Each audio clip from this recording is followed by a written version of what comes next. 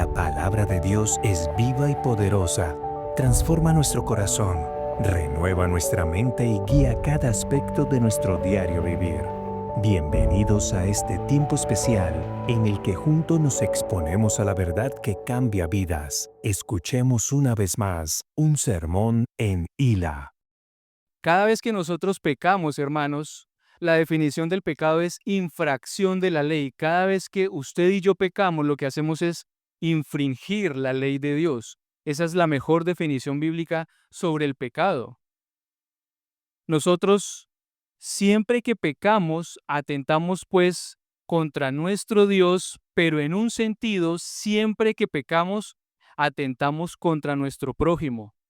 Es decir, los efectos nocivos y dañinos del pecado tienen una dimensión vertical y tienen una dimensión horizontal.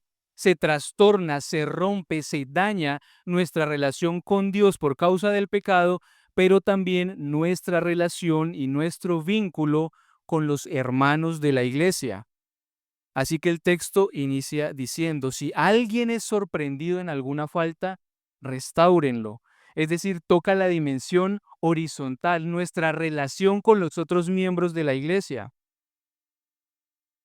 Todos sabemos que pecamos, como les decía, cuando nos comparamos nuestra conducta, nuestros pensamientos, nuestras acciones con la ley recta y perfecta de Dios. Siempre que vamos a hablar de pecado, de tratar con el pecado del hermano, tenemos que estar seguros de que efectivamente el hermano está pecando. ¿Por qué les digo esto? Yo sé que entre ustedes no pasa lo que les voy a comentar, pero a veces los hermanos se enojan porque fulanito lo miró mal, o porque fulanito lo dejó de saludar, o por una y mil cosas, porque no me gustó la camisa de sultanita. Pero resulta que para que podamos acercarnos y efectivamente hablar del pecado, tratar del pecado, lo primero que usted debe asegurarse es cuál es el pecado de este hermano. ¿Cómo es que está infringiendo la ley de Dios?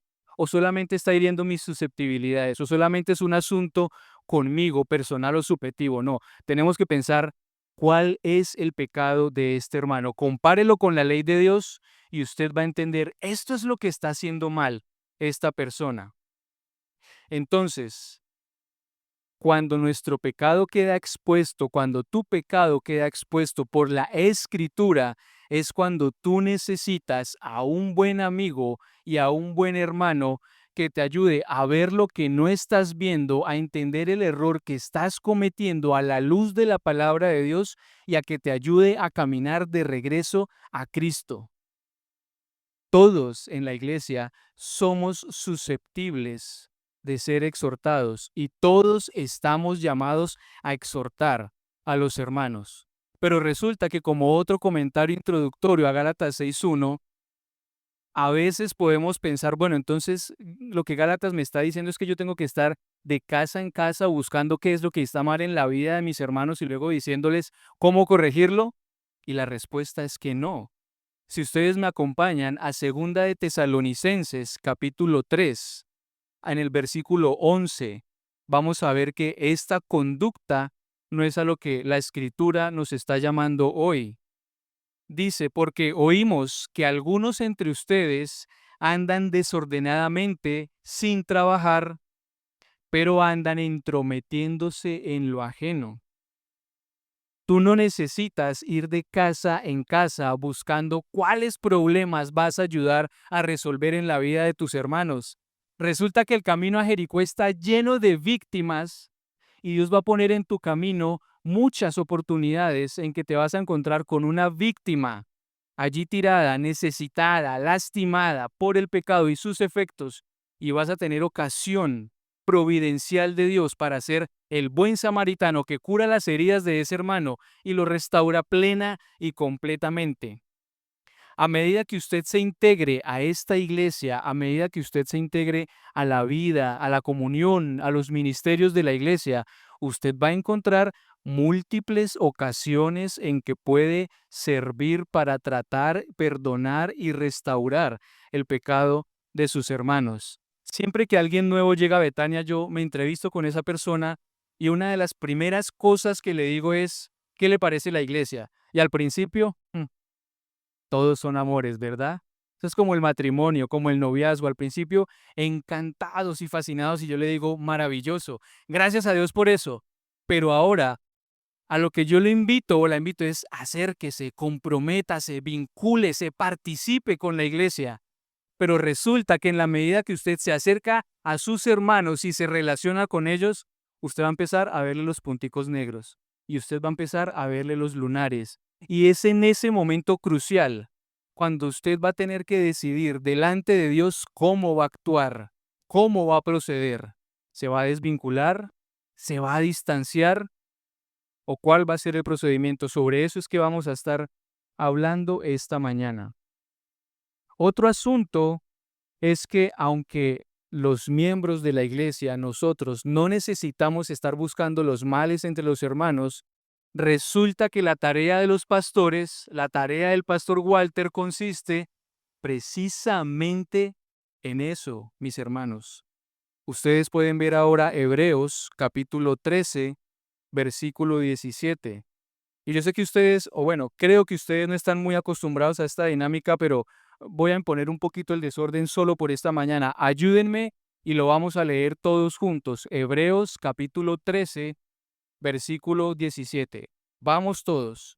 Obedezcan a sus pastores. Entonces, obedezcan a sus pastores, sujétense a ellos en el Señor, porque ellos, ¿qué es lo que hacen? Velan. Esa expresión de que velan sobre sus almas significa que ellos están despiertos, atentos, con los ojos abiertos para resolver cualquier problema y cualquier situación de pecado que surja entre nosotros.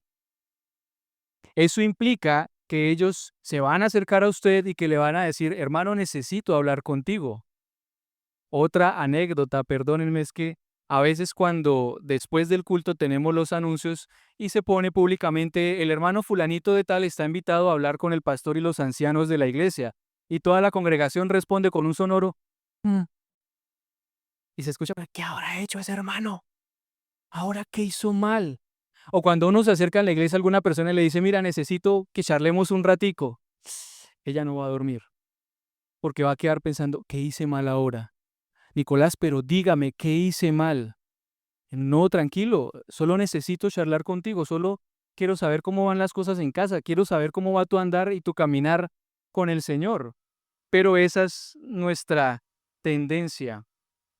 Entonces, la respuesta en nosotros es que cuando los pastores vienen a tratar con nosotros, les abramos el corazón, les permitamos ministrarlos, nos sometamos a ellos por amor y obediencia al Señor y no en virtud de quien sea esa persona.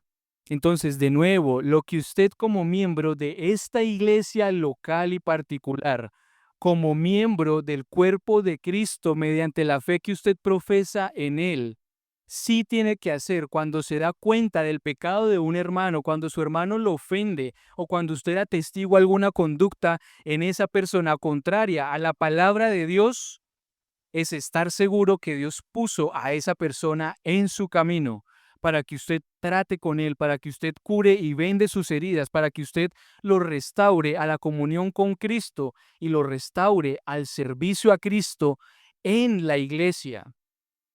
Volviendo a Gálatas, capítulo 6, versículo 1. Quiero que analicemos ahora en Gálatas 6:1, ¿quién recibe la orden de restaurar?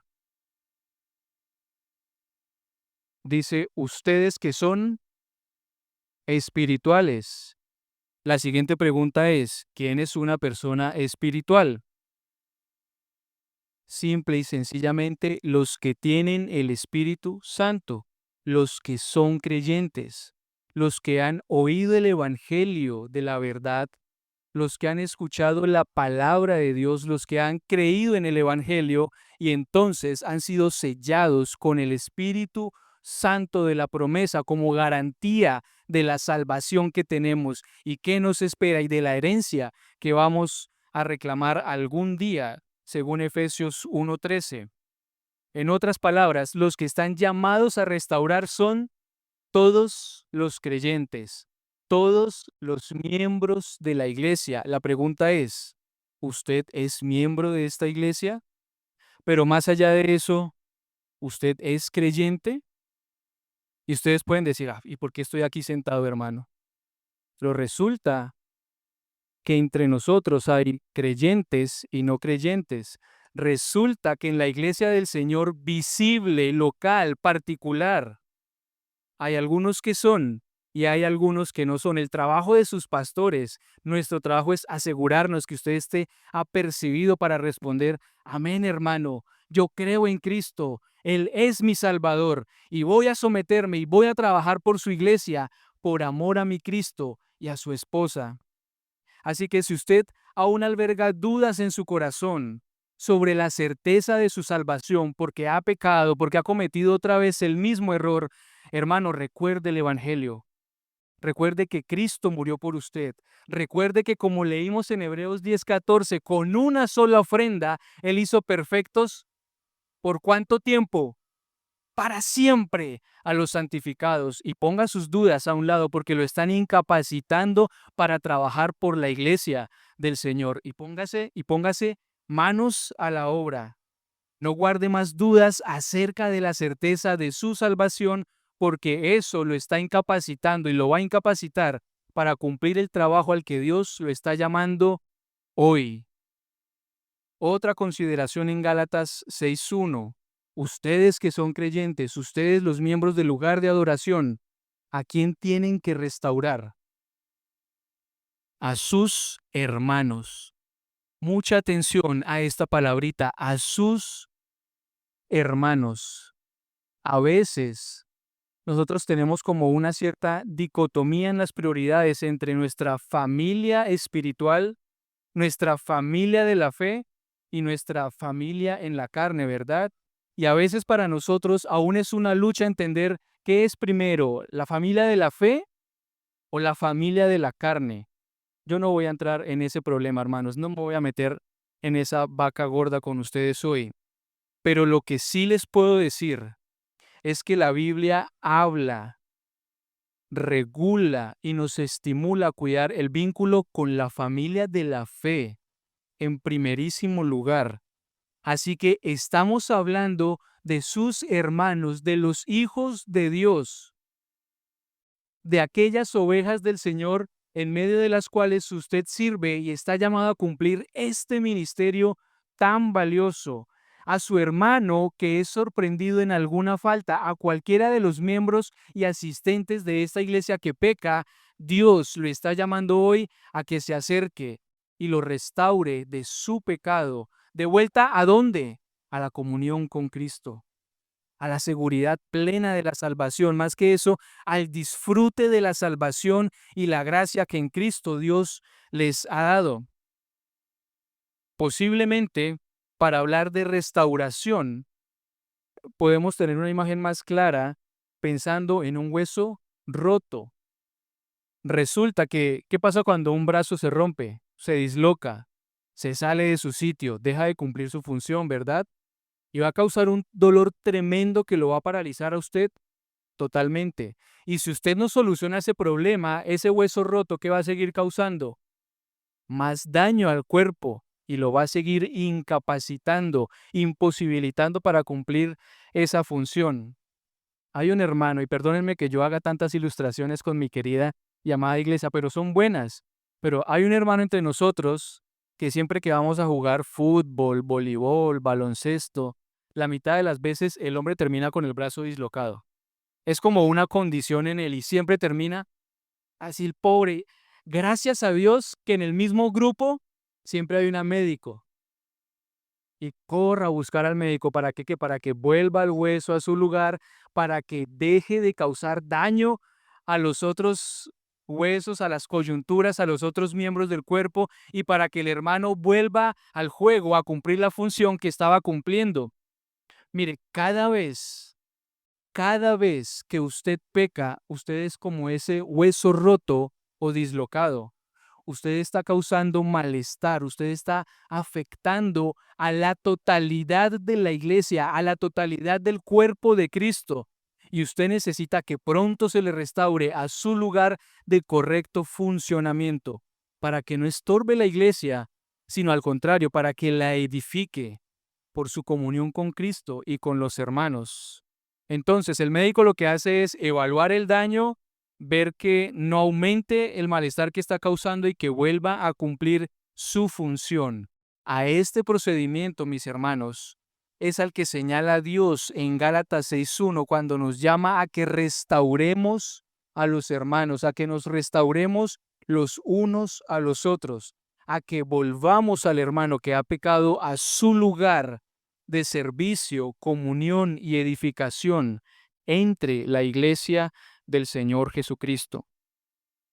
Piensen en esto. Los cristianos tenemos versículos famosos, preciosos y que nos encantan. Usted seguramente se sabe varios. Uno de ellos es Juan 3:16. ¿Lo recuerdan? Porque de tal manera amó Dios al mundo que ha dado a su Hijo unigénito para que ustedes saben cómo termina. ¿Quién no ha usado ese versículo cuando está evangelizando? La inmensa mayoría. O ustedes cuando están en cualquier tribulación y dificultad o enfermedad o aprieto, recuerdan Filipenses 4:13 que dice, todo lo puedo en Cristo que me fortalece. ¿Cierto que sí? Y hay otro en Filipenses que también nos encanta escuchar cuando estamos luchando contra el pecado. Y es el 1:6. Aquel que comenzó en ustedes la buena obra, ¿qué hará? La perfeccionará hasta el día de Jesucristo. Y nos recordamos esos versículos y está bien. Pero la pregunta es, ¿usted los aplica a sus hermanos? Es decir, usted puede decir, cuando se enfrenta con ese hermano que ha pecado, que lo ha ofendido o en quien usted ha descubierto una falta quizá vergonzosa y terrible, pero Cristo empezó una buena obra en él y Cristo la va a perfeccionar hasta el día, hasta su gran día. Y más que eso, usted puede participar de ese perfeccionamiento, de la santificación de ese hermano. Es decir, Cristo inició la buena obra en cada uno de ustedes y por su Espíritu Santo y por el poder de su palabra la está continuando día tras día hasta que muramos y vayamos a su presencia. Pero resulta que usted puede tomar parte en esa obra extraordinaria y sobrenatural cuando usted se acerca a sus hermanos, siendo como los ojos, el hombro de Dios, la boca de Dios, para restaurar, consolar y animar al que ha caído en pecado. ¿Me entienden? Ustedes están llamados a participar de la obra de perfección y santificación que Dios está haciendo en todos los creyentes. ¿No es un ministerio altísimo del que Dios quiere que participemos? Porque tenemos claro que esta obra solamente Dios tiene el poder para hacerla. ¿Quién tiene el poder para cambiar los corazones humanos? Únicamente Dios. Pero ¿a quién usa Dios para cambiar esos corazones humanos? A su iglesia. A usted para que ore con ese hermano, a usted para que le recuerde el evangelio y la palabra a ese hermano, a usted para que se ponga hombro a hombro en su batalla contra el pecado y se asegure de que el hermano ha superado esa crisis y esa situación. Es un ministerio infinitamente valioso al que el Señor los está llamando en esta misma mañana.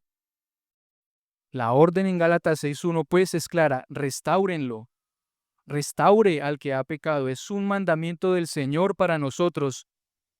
Y siempre, mis hermanos, siempre Dios les va a dar lo necesario, los medios de gracia, la sabiduría y todo lo necesario para cumplir cualquier cosa que Él exija de ustedes.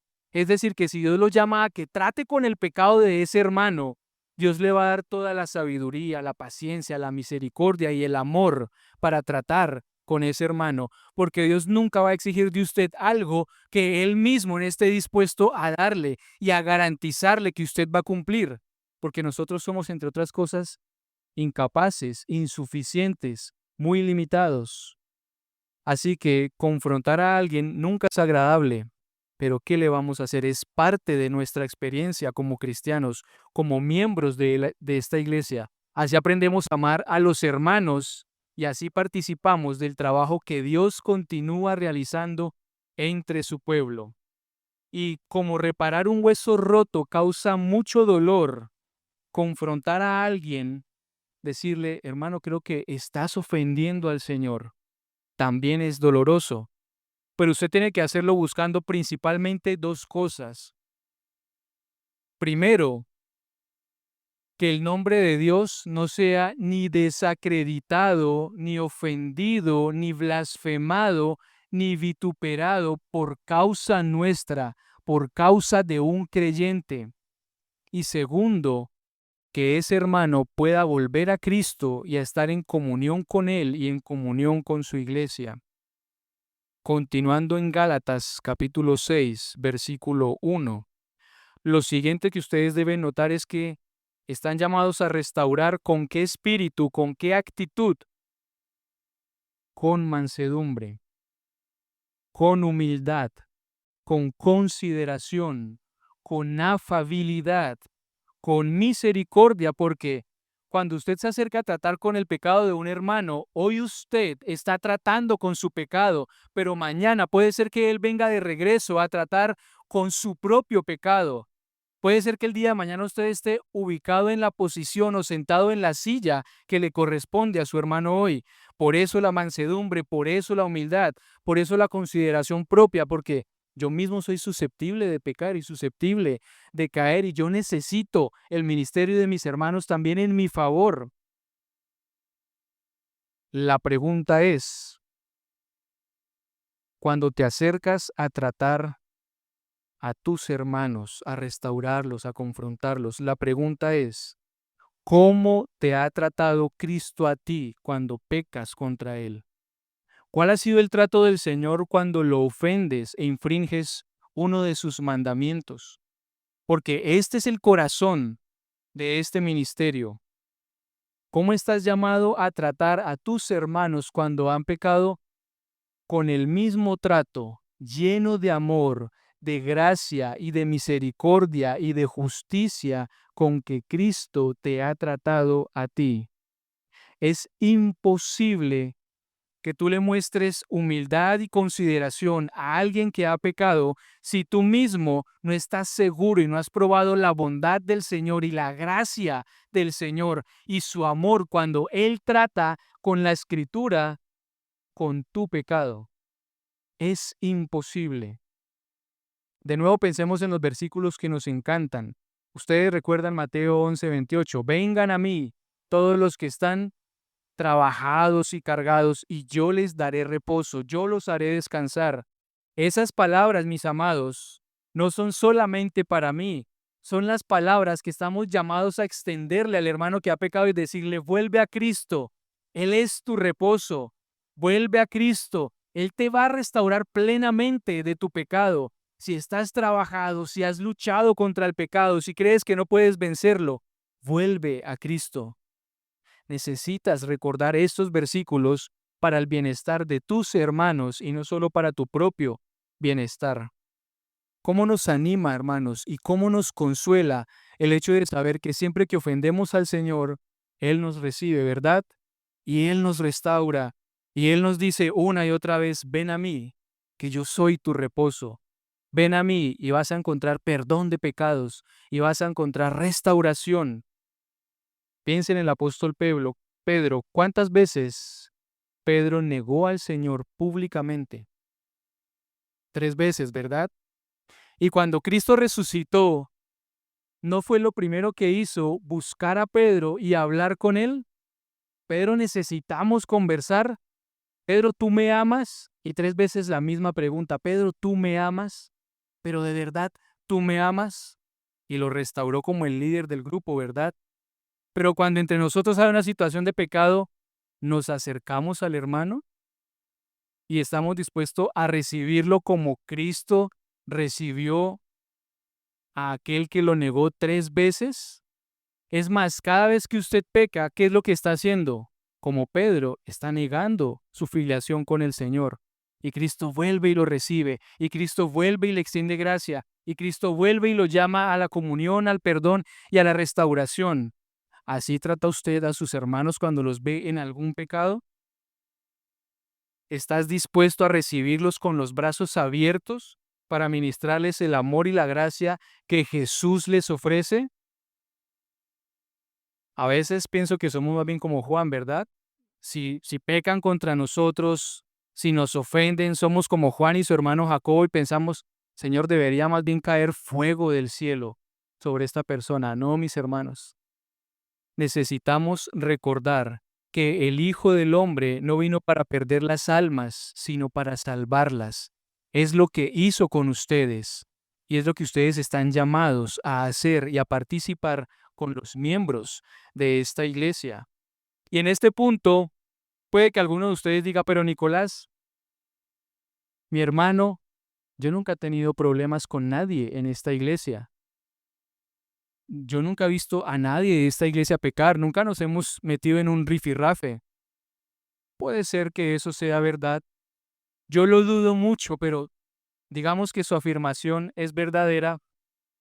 Pero resulta que si usted lleva 1 año en esta iglesia, o 3 años, o 5 años, o 10 años, y usted nunca ha tenido una diferencia o un problema o una situación de pecado con alguno de sus hermanos, lo más seguro que está sucediendo es que usted ni siquiera está vinculado como uno de los miembros de esta iglesia. Si usted nunca ha tenido un problema con alguno de estos que están aquí sentados, cuidado, hermanos, lo que puede pasar es que ustedes no tienen ninguna relación real con ninguna de estas personas. Y si usted no tiene ninguna relación real con la iglesia de Cristo, perdóneme, usted tampoco tiene un vínculo real con Cristo, porque es imposible que usted le diga a Cristo, Señor, yo te amo, Señor, yo te alabo, pero no quiero tu iglesia, no quiero a tu esposa, no quiero a los hermanos que me has dado. Semejante cosa es imposible. El corazón, como les decía, del llamado a restaurar, con un espíritu de mansedumbre, de dulzura, de amor, de firmeza, está en el trato que usted previamente ha experimentado de parte del Señor. Vamos a Colosenses capítulo 3, versículo 13. Y de nuevo les voy a pedir que me ayuden y lo leamos todos juntos, a una sola voz, fuerte y claro. Amén. Colosenses 3:13, todos juntos. Soportándose. Muy bien, yo sé que es el calor. Vamos a repetir solo la última frase del versículo. Como Cristo los perdonó. Entonces, piense lo que dice Colosenses 3:13, soportándose unos a otros. Y este soportar no es simplemente aguantar por aguantar por aguantar, como cuando hay un mal matrimonio y las personas solo se aguantan y se aguantan y se aguantan. No, aquí estamos hablando de soporte, aquí estamos hablando de sustento, aquí estamos hablando de llevar juntos los unos las cargas de los otros. Eso implica soportarse, darse apoyo los unos a los otros y perdónense unos a otros. Imagínese que ofrecer su perdón a los hermanos, aun cuando usted es el ofendido, no es una opción, es un mandamiento, mis amados. Usted no tiene que esperar que su hermano se humille, se arrepienta y se acerca buscando su perdón. No. Usted tiene que, tal como Cristo hizo con usted, tomar la iniciativa sin importar cuál sea la actitud de esa persona, buscarlo, tocar su puerta, clamar al Señor para que bendiga ese encuentro y recibirlo con los brazos abiertos y extenderle su perdón en forma incondicional. ¿Por qué? Porque incondicionalmente hemos sido perdonados. ¿Quién de ustedes hizo alguna cosa meritoria para obtener o recibir el perdón de Cristo? ¿Quién de ustedes era tan buena persona como para que Dios dijera, "Ah, mire este hermanito, tan buen creyente que va a ser, yo lo voy a salvar"? Ninguno de nosotros ha hecho absolutamente nada que nos haga dignos del amor, el perdón y la gracia de Dios. En otras palabras, Dios nos perdonó, nos restauró, nos dio a su Hijo en la cruz, no por nada bueno en nosotros, sino porque a Él le plació. porque Él quiso extenderle su perdón, sin que usted lo mereciera. De esa misma manera, necesitas y debes acercarte a los otros miembros de esta iglesia y extenderles tu perdón de forma incondicional. Pero además de incondicional, y qué pena que yo les añada un poquito a esta aparentemente dulce carga, el perdón que estamos llamados a mostrarnos los unos a los otros, si es que en verdad somos iglesia, y si es que en verdad somos hermanos, y si es que en verdad estamos en Cristo, es un perdón ilimitado. Ustedes de nuevo leyeron Hebreos 10:14, con una sola ofrenda, Cristo hizo perfectos para siempre a los santificados. Es decir, con el sacrificio de Cristo en la cruz, todos sus pecados han sido perdonados, los pasados, los presentes y los futuros. Y ninguno de ustedes puede pensar, entonces tengo licencia para pecar, como dice Pablo, en ninguna manera. El pensamiento es, si yo he sido perdonado, si he sido liberado del pecado, si ya no estoy bajo su yugo que me esclaviza, ¿por qué voy a pecar de nuevo? Si Cristo murió en la cruz por mí, si me dio su amor, ¿no voy a responder con amor al amor de Cristo? Porque Corintios dice, amor con amor se paga. El perdón, pues, entre nosotros debe ser ilimitado. Para ilustrar esto, vamos a leer Lucas, capítulo 17, versículos desde el 3 hasta el 5. Lucas 17, 3 al 5 dice, tengan cuidado. Y perdónenme si los despierto con esta expresión. Tengan cuidado, hermanos. Está en signos de exclamación. Si tu hermano peca, ¿qué es lo que hay que hacer? Reprenderlo. No le vamos a caer con toda, no significa eso. No vamos a ir a condenar al hermano, no.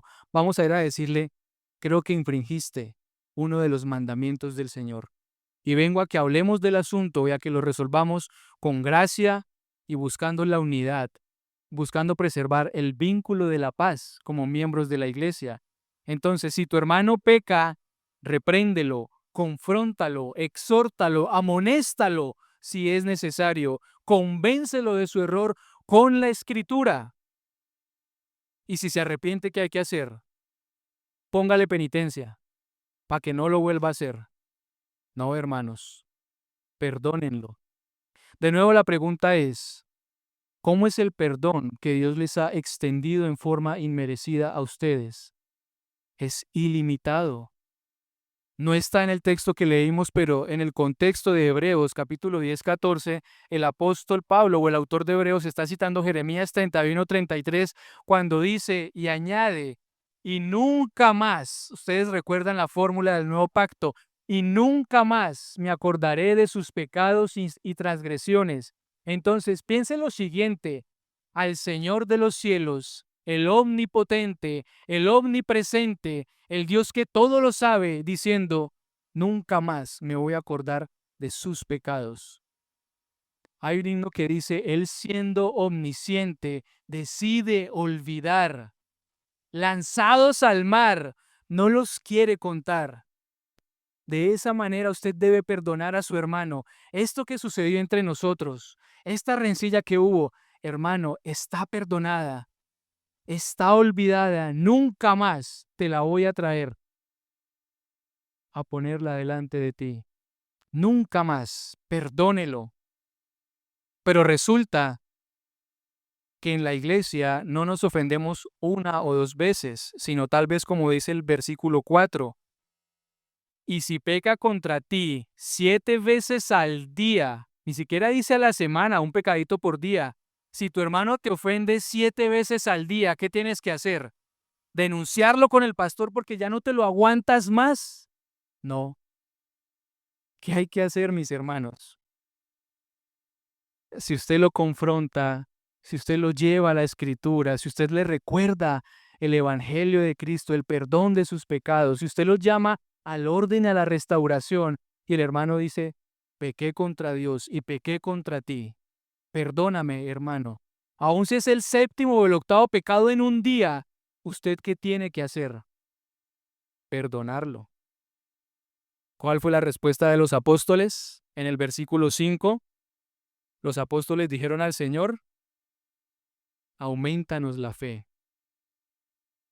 Señor, ¿cómo es esta cosa? Ayúdanos a entender lo que estás diciendo, porque no es justo.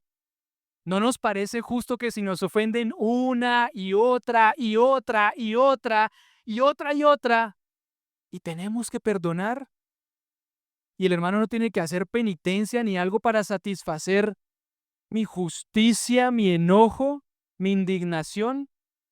Señor, aumentanos la fe. ¿Cómo es esto? Tenemos que volver a recordar Colosenses 3:13, como ustedes han sido perdonados, como Cristo los perdonó, háganlo también ustedes. Si yo le pregunto, ¿cuántas veces al día ofende usted a Cristo? ¿Cuál sería la respuesta? Hermano, ni siquiera haga el conteo porque va a pasar más de un día contando los pecados del día anterior. Y si usted busca al Señor con arrepentimiento, si usted deja su pecado, ¿cómo lo recibe Cristo? Con los brazos abiertos y le va a decir, si estás trabajado y cargado, si estás luchando contra tu pecado, ven a mí, yo soy tu reposo. En mí tienes perdón. Yo pagué por todas tus culpas. Ese es el tipo de perdón que debemos extender a los hermanos. Ese es el llamado en Gálatas 6:1 cuando Dios dice, si sorprendes a tu hermano cometiendo alguna falta, restáuralo con espíritu de mansedumbre. La respuesta siempre va a ser la misma. ¿Cuántas veces he de perdonar a mi hermano? Las veces que sea necesario. Hasta 70 veces 7, un número indeterminado de veces. ¿Qué ocurre si usted decide no perdonar? Ustedes recuerdan que en Mateo 18, del versículo 23 en adelante, está la parábola de los dos deudores. ¿La recuerdan? Entonces hay un rey que volvió a sus dominios después de un tiempo y llama a cuentas o a rendir cuentas a todos sus súbditos y uno de ellos le debe la cantidad de 10,000 talentos. Eso es una cifra imposible de pagar. Usted la va a calcular en la calculadora, le bota un error, hermano, una deuda enorme. Y este siervo le ruega, Señor, ten paciencia de mí que yo te lo pago todo. Y su rey, movido a misericordia, ¿qué hizo? Le perdonó toda aquella enorme deuda. Y este hombre, saliendo feliz y agradecido, se encontró a William que le debía 50,000 pesitos y ¿qué le dijo? O me los pagas o te vas preso. O me los pagas o data crédito. Mentiras. Pero, ¿cuál fue la consecuencia para ese hombre? Su rey le retiró el indulto y lo mandó a la prisión hasta que pagara hasta el último centavo partido por la mitad. Así que si alguno de nosotros, Dios no quiera, está tan herido y su orgullo está tan inflamado que decide no perdonar al hermano que lo ofendió y no restaurar su vínculo y su comunión con él, ¿qué es lo que va a pasar? La respuesta está en Marcos 11:26. Ayúdenme y leemos de nuevo todos juntos porque es sumamente importante. Pero si ustedes no perdonan, ese fue otro ensayo. Una vez más, todos juntos. Pero si ustedes, no le puedo explicar mayor cosa de este versículo. Si usted no perdona, lo que va a pasar no es que usted no va a ser perdonado.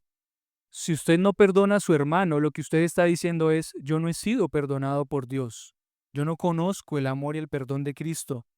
No me han tratado con amor, misericordia y gracia, y por eso yo no puedo tratar a mi hermano con amor, misericordia y gracia. Eso es lo que estamos diciendo. Y tratándose de un creyente, tratándose de alguien por quien Cristo ya pagó, nosotros lo que hacemos cuando perdonamos, primero es que dejamos nuestra hambre y sed de justicia en las manos de Dios. Pero con los creyentes decimos, yo remito tu culpa, hermano, a la cruz del Calvario, porque Cristo pagó por ti. Y si Cristo pagó por ese hermano, ¿cómo es que usted no le va a perdonar esta pequeña deuda? Más que eso, si Cristo a usted lo perdonó y le perdonó toda aquella deuda infinita, eterna de su pecado, ¿cómo es que usted no le va a perdonar una pequeña ofensa a sus hermanos? Porque así es, nuestra deuda era como la de aquel que debía 10,000 talentos. Mire, cada uno de sus pecados, cada una de sus mentiritas blancas, cada una de sus pequeñas omisiones o faltas a la verdad, cada pequeña transgresión a la ley de Dios nos hace reos de muerte eterna. ¿Por qué? Porque cada vez que usted y yo pecamos, estamos ofendiendo y atentando contra la justicia de Dios. Pero resulta que la justicia de Dios no es como la colombiana. Usted va y se pasa el semáforo en rojo y estrella a otra persona y le daña el carro. Usted tiene que pagar una platica y si lastimó a alguien tiene que ir a pagar un añito de cárcel, ¿verdad? Y usted va a pagar su culpa y cada día, ¿qué hace usted? Le va restando un día a la condena hasta que cumplido el tiempo de la pena, usted le dice al juez, yo estoy a paz y salvo con la justicia colombiana y me puedo ir libre porque no le debo nada a la justicia colombiana, pero piense, cuando usted ofende a Dios, usted va a pagar su condena un día y otro día y otro día, y cuándo se va a poder presentar delante de Dios para decirle, he pagado la deuda, tu justicia eterna está satisfecha por mi pecado. Nunca, hermanos. Nuestra culpa por el pecado era eterna y Cristo nos perdonó por la eternidad. Solamente Dios podía venir a pagar nuestra deuda porque Él es el único eterno. Solamente Él podía perdonarte aquella gran deuda con su justicia y su gloria y su rectitud y su santidad. La reflexión es la misma. Si a usted le perdonaron tanto, ¿cómo es que usted no va a perdonar una y otra vez al hermano que lo ofende? ¿Cómo es que usted no lo va a buscar una y otra vez para restaurarlo de su pecado, para traerlo de vuelta a la comunión con Cristo, para traerlo de vuelta a la comunión con la iglesia? Así que cuando te propongas confrontar a alguien y corregirlo, asegúrate de ir vestido de mansedumbre, de amor, de humildad, de gracia, pensando lo siguiente: si Cristo se humilló por mí, no me voy a humillar por mi hermano, no voy a poner mis intereses en beneficio de mi hermano. Si Cristo vino a llevar la carga de mi pecado, ¿cómo no voy a ponerme al lado de mi hermano para ayudarle por un poco de tiempo a llevar su carga hasta que esté plenamente restaurado y pueda caminar solo en su peregrinaje con Cristo y la iglesia?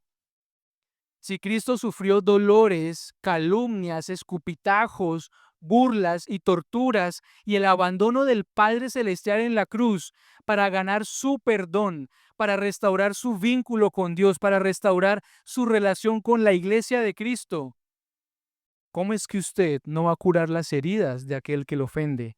¿Cómo es que usted no va a curar las heridas de aquel que está pecando en la iglesia?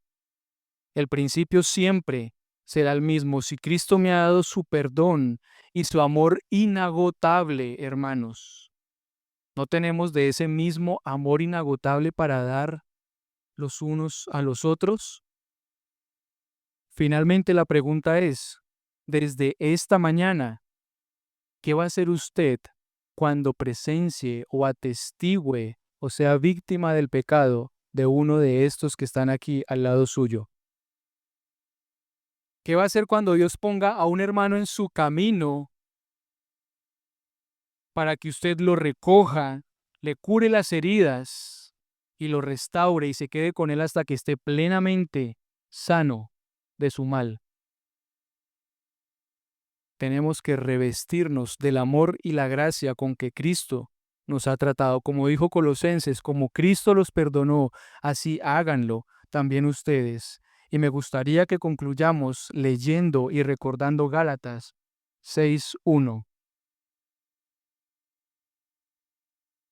Si ustedes se van con este principio en sus mentes y en sus corazones, bendito el Señor, yo me doy por bien servido. Todos juntos, una última vez. Hermanos, aun si alguien es sorprendido en alguna falta, ustedes que son espirituales, restáurenlo en un espíritu de mansedumbre, mirándote a ti mismo, no sea que tú también seas tentado. Amén. Oremos. Mi buen Dios y Padre, solamente tenemos y podemos expresar gratitud desde nuestros corazones humillados y quebrantados por el amor, la gracia y el perdón que nos has dado en Cristo Jesús. Gracias porque diste a tu Hijo, ni siquiera a tu Hijo escatimaste, sino que lo entregaste por nosotros, por amor a nosotros, para perdonarnos, para restaurarnos, sin que lo mereciéramos. Y con su sacrificio todas nuestras culpas han sido perdonadas. Ayúdanos a restaurarnos de esta misma manera los unos a los otros. Ayúdanos a acercarnos a Cristo y a su iglesia y a trabajar por ella, por su crecimiento, por su maduración, por su santificación. Danos ocasión para restaurar del pecado a muchos hermanos, para mostrarles el mismo amor y el mismo perdón que nos has mostrado en Cristo Jesús. Padre, te bendigo y te alabo por esta iglesia que es tuya. Gracias porque nos has hablado y porque nos vas a dar la gracia y el amor para ministrarnos los unos a los otros desde ahora. Amén. El sermón ha terminado, pero la palabra del Señor seguirá haciendo su obra en nosotros. Te esperamos la próxima semana para una nueva entrega de un sermón en Hila. Gracia y paz.